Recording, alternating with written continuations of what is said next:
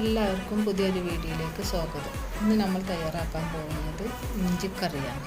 അതെങ്ങനെയെന്ന് നോക്കാം.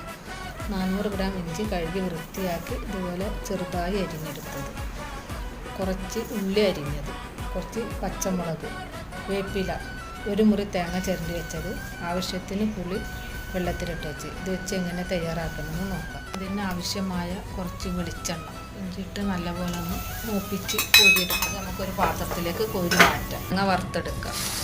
നമുക്ക് 2 ഇല വേപ്പില ഇട്ട് കൊടുക്കാം. മല്ലിപ്പൊടി, മുളക് പൊടി, മഞ്ഞൾപ്പൊടി മൂപ്പിച്ചെടുക്കാം. ഇത് വെച്ച ഇഞ്ചി നല്ലപോലെ ഒന്ന് പൊടിച്ചെടുക്കണം. പൊടിച്ചെടുത്ത് നമുക്കൊരു പാത്രത്തിലേക്ക് തട്ടിച്ച തേങ്ങ നമുക്ക് അരച്ചൊന്നെടുക്കണം. വെളിച്ചെണ്ണ ഇതിലേക്ക് ഒഴിച്ചു കൊടുക്കും. ടീസ്പൂണ് ഉലുവ, ഒരു അര ടീസ്പൂണ് കടുക് ഇട്ട് കൊടുക്കുക. ഉള്ളിയാണ് പറഞ്ഞ മാറിപ്പോയതാണ്. ഇതിലേക്ക്